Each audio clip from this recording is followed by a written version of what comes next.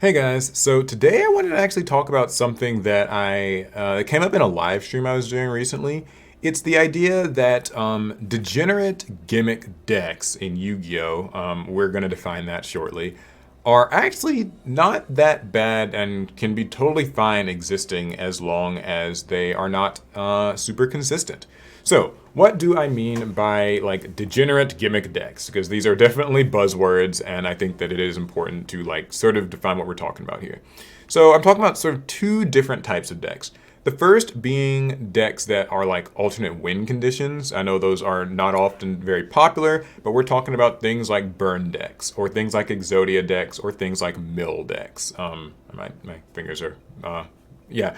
Okay. Yeah. Those sort of like alternative win condition decks. You could even count like a final countdown that also would probably fall into this category. These decks that many people would consider kind of gimmicky, they're very non-traditional ways of winning. Some players have a lot of fun playing these, and I am not saying that it's like bad to enjoy playing these decks. It's fine, trust me, like it's fine. Play whatever you like. I know like, you'll get a lot of crap for playing Mystic Mind, people don't really like it. But these are real decks and they do exist, so like it's a legal thing that you can play. Great, play it. Maybe don't expect to make lots of friends doing it, but hey, it's neither here nor there. Okay, so there's those, and then there's also like decks that are like, you guys have seen like Farfa's like Table 500 series. I don't know if he does that anymore, but basically like these like really low tier, obscure like decks that have a really broken combo or something they can do if they open perfectly. So like if this is a great example. I saw this post on our Yu-Gi-Oh on Reddit the other day where it was like, the new Blackwing support got announced and it looks really good. And someone was like, okay, here's this crazy like 30-step combo that a Blackwing deck can do, and like it ends on these 4 huge monster negates plus like this thing you can set face down and negate things like a fog blade or whatever. And like it's crazy and it's like a 2-card combo. And like there was like a graph of all these cool things you could do, but immediately everybody in the comments was like, this isn't gonna work because this is way too bricky. I wouldn't want to play all these bricks. That's kind of the type of stuff I'm talking about. Some other examples would be like, once we went to a regional a couple years back, and like Calvin, it was one of the people who was at the regional, and like he was using like a Salamangreat deck. This is in like 2019, early 2020, I think, before it got hit or whatever. And like basically he faced a 6 samurai deck that Trish looped him like for all the cards in his hand, and he was just like, what the hell just happened? This is insane. It actually happened to him maybe like twice that day. It was kind of funny. But yeah, so we're talking about decks that are really obscure but can like do some crazy stuff, but like you never see the decks really win. So the crux of the argument that I'm making here is that I actually think that these decks are totally fine and even, I would dare say, healthy existing as long as they're not too consistent.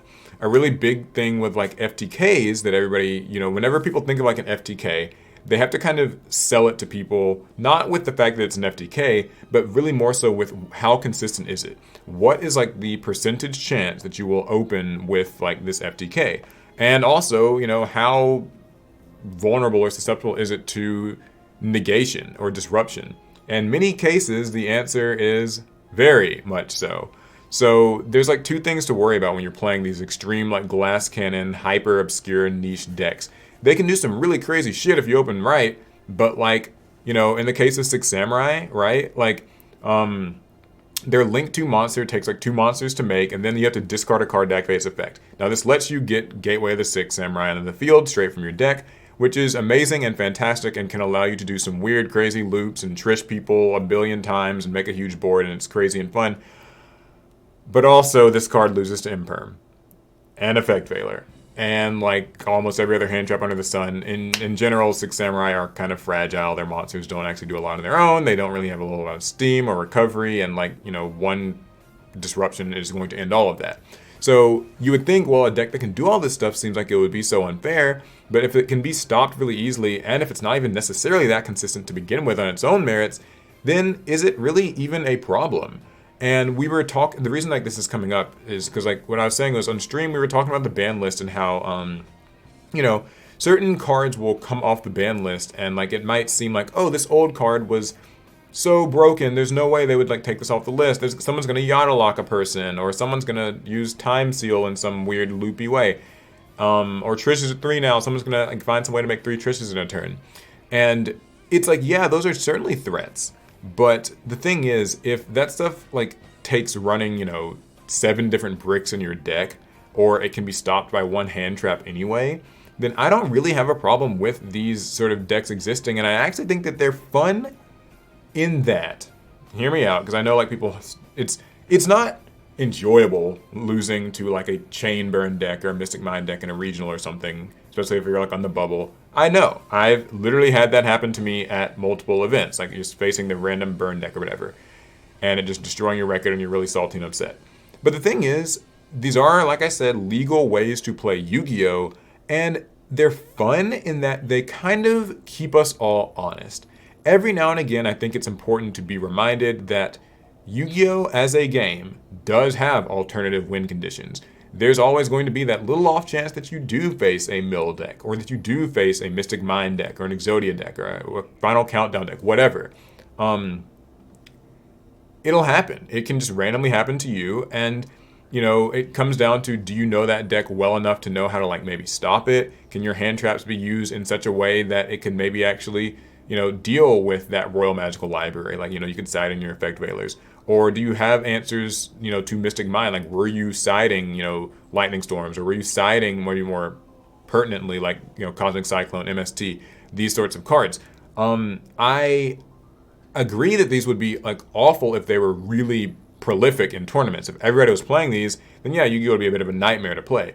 But as we know, these decks don't win tournaments because they aren't very consistent, they aren't very reliable. I'd say that they're at their scariest probably when you're, in those middling rounds of like a regional, round 4, round 5, where your record's not great because you lost to some things, and now you're kind of in the middle or lower end tables and people are playing like weird, crazy gimmicks.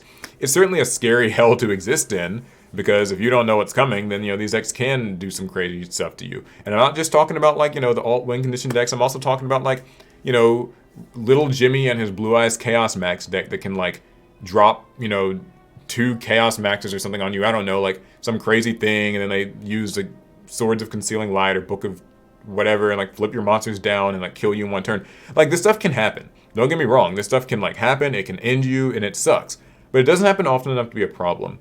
So the overarching statement I'm trying to make here is that I actually don't mind the idea of some of this stuff even like coming off the ban list. Like, something that I've said for a while now is that I think like Fiber Jar and Cyber Jar could come off the list because these are extremely gimmicky cards that just won't really be able to feasibly do anything. They're slow, they're clunky, and if you randomly get hit by like an empty jar mill kind of deck at like locals one day, I think that at this point it's like more refreshing to even see that than just having your whole like, like being just surrounded by the typical floodgates in an Eldritch deck, or having like to deal with like DPE and Scythe or all these things where you can't play or getting everything negated. Maybe it's like a nice little laugh and a breath of fresh air to just have to lose to a mill deck one day at locals. Everybody at the table laughs. You all kind of acknowledge that this isn't something that's going to like be a consistent threat. It's probably never going to happen again for another month. And the guy playing it, like whatever, it's for fun. At least that's my opinion on it. I know that not everybody views these decks this way. Some people think that they're degenerate, they're toxic, they need to all be banned. And I totally get it. Like, I think that even I have like a line here. Like, I would definitely say that maybe like a self-destruct button deck, stuff like that can obviously be that's pushing it. I know like whenever they do like the festivals in Yu-Gi-Oh! Master Duel, that's always kind of like a thing. Like, early on, people would play like these like self-burn decks, and that was always just sort of weird. It's sort of not in the spirit of the game. But just in general, I don't know. I'm not as opposed to just gimmick decks existing in Yu-Gi-Oh! Because to me, if it exists, it's fine. If it's like inconsistent and bricky, then that's just sort of just another thing. All right, so that's it. I want to know what you guys think down in the comments, of course. How do you feel about it? Do you feel like these decks are okay? Is it even maybe a nice thing to face every now and again? Do you play these decks? Do you like these decks? Let me know everything. All right, it's going to be it. See you guys in the next one. Pass turn.